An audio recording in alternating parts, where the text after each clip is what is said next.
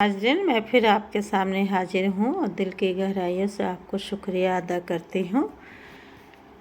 आज मेरी सब्जियाँ ख़त्म हो गई थी, इसलिए मैं बाज़ार गई और बहुत सारी सब्जियाँ लाई हूँ जिसे मैं दिखा रही हूँ। सब्जियाँ काफ़ी फ़ायदेमंद होती हैं और इन्हें खाना चाहिए। हम लोग ज़्यादा सब्जियाँ ही खाते हैं।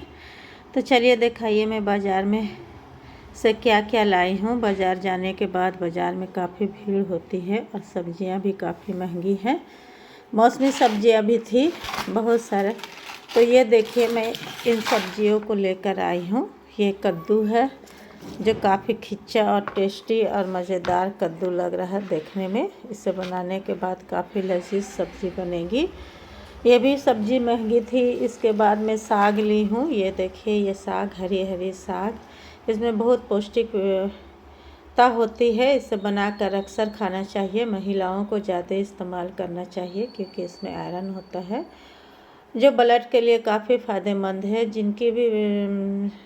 जिनको ब्लड की कमी है वो साग खाया करें। साग उसी के साथ साथ ये नया आलू भी था जो बहुत टेस्टी होता है। साग आलू और इसमें मटर का कॉम्बिनेशन हो तो वो भी काफ़ी अच्छा लगता है। ये देखिए मैं नया आलू लाई जो काफ़ी महंगी थी बाज़ार में।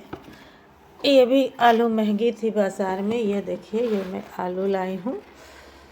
उसी के साथ टमाटर ले ली थी, नेनुआ ले ली थी। इसको परवल भी कहते हैं और नेनुआ भी कहा जाता है। तो ये मेरी नेनुआ की सब्ज़ी हो गई।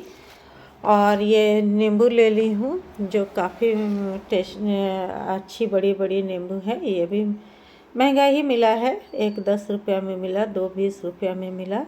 तो ये भी काफ़ी अच्छा ही नींबू है जिसे हम सलाद में बनाते हैं, चाय में बनाकर पीते हैं। नींबू में विटामिन सी होता है। इसे हम लोग को यूज़ करना चाहिए, पानी में भी लेना चाहिए। यह बहुत फ़ायदेमंद है। विटामिन सी बॉडी में होना चाहिए। और धनिया पत्ता ली हूँ। ये धनिया पत्ता ली हूँ और ये भी साग ही है। और ये टमाटर ली हूँ मैं। ये देखिए टमाटर है। ये मटर है जो काफ़ी महंगा था। इतना सा मटर 40 रुपया का है। महंगाई बहुत तेज़ी से बढ़ी है और बढ़ती ही जा रही है, घटने का नाम नहीं लेती है। मेरी इन हरी और ताज़ी सब्जियों को देखें। मैं दिखाई हूँ ये 3-4 दिन की सब्जियां हैं। घर में सब्जी की कमी हो जाने से काफ़ी दिक्कत होती है। मुझे खाना बनाना मुश्किल हो जाता है। आज मैं कुछ भी नहीं बनाई थी, चावल दाल बनाई थी सिर्फ, इसीलिए सब्ज़ी लाना बहुत ही ज़रूरी हो गया था। इन सब्जियों को मैं बनाऊंगी और साथ ही साथ में बाज़ार जाना और भी सारे कामों को करते हुए आई हूँ। काफ़ी थकावट हो जाती है। आकर फिर घर में खाना बनाइए।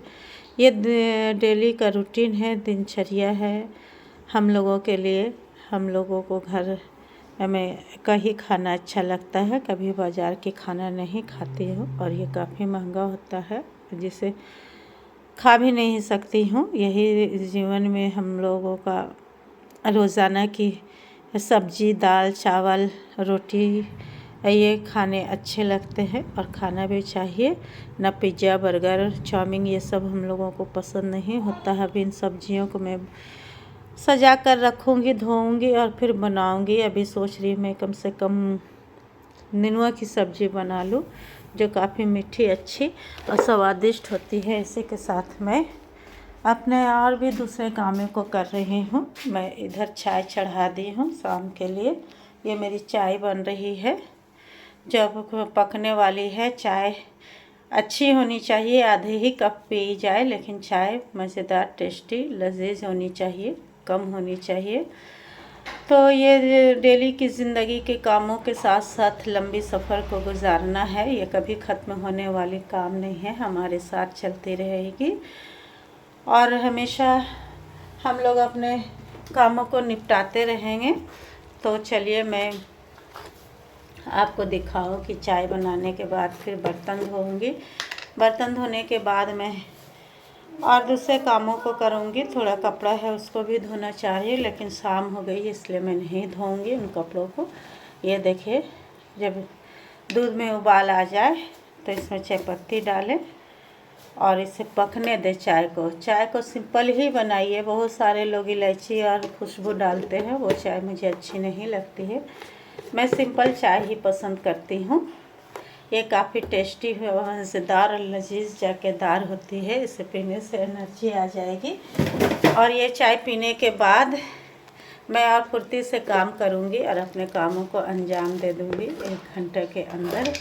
बहुत सारे काम हैं, बहुत सारे काम बताना क्या बताए। इसे खुद से करना है, खुद से सेट करना है, खुद से कामों को तमाम करना है। तो चलिए, मैं आपसे बात करके खुश भी होती हूँ, मेरी काम भी हो जाती है और दिल भी मेरा ये होता है कि एक ब्लॉग बन गया है। तो मैं अपनी दुआओं के साथ आपसे, मेरी चाय पक रही है और अपनी दुआओं के साथ आपसे अलविदा चाहती हूँ। आप जहाँ भी रहे खुश रहे, आबाद रहे, हंसते रहे, मुस्कुराते रहे, चांद सितारों की तरह चमकते रहे। हमारी ज़िंदगी में रोशनियाँ ही रोशनियाँ हैं, दिए की तरह जगमगाते रहे। अल्लाह हमें खुश नसीबों में शामिल रखे। और मैं आपसे इल्तिजा करती हूँ कि मुझे सब्सक्राइब कर दिया करें प्लीज़। आप मुझे भी आगे बढ़ाएं, मैं भी आगे बढ़ना चाहती हूँ, इंशाअल्लाह बढ़ूँगी भी आपके मदद से। तो चलिए, फिर एक नए ब्लॉग में मुलाकात होगी कल, नई बात, नई जज्बात, नई खुशी के साथ। अल्लाह हाफिज़।